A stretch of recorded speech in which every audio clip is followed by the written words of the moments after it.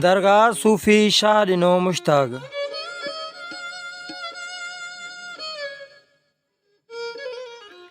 ही दरगाह कंदकोट लॻ BS feeder RD 219 वटि क़ाइमु आहे।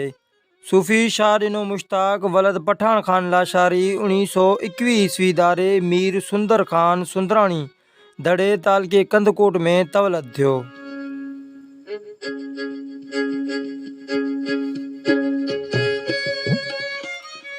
सिंधी फाइनल पास करे मास्टर थियो। बाद में नौकरी छॾे मीर सुंदर खान सुंदराणी जे इसरार ते चइनी भाइरनि जी ज़मीन जी संभाल लाइ आम मुख्तियार रहियो।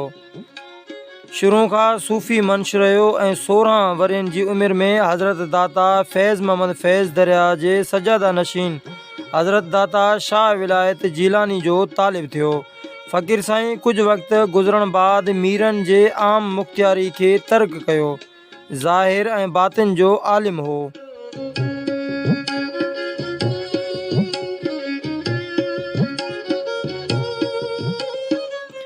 अजमेर शरीफ़ जो सफ़र ऐं बैतुल्ला हज बैतुल्ला बि कयाईं।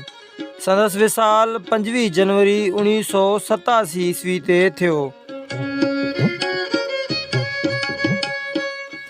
अगस्त 2010 ईस्वी जी महाबोड में दरगाह जे चइनी पासनि खां पाणी बीही वियो, पर दरगाह अंदरि पाणी न आयो, जंहिं ते संदसि अक़ीदतमंद शाइर ऐं अदीब अरॾे उतरादी ही सिटूं लिखियूं आहिनि।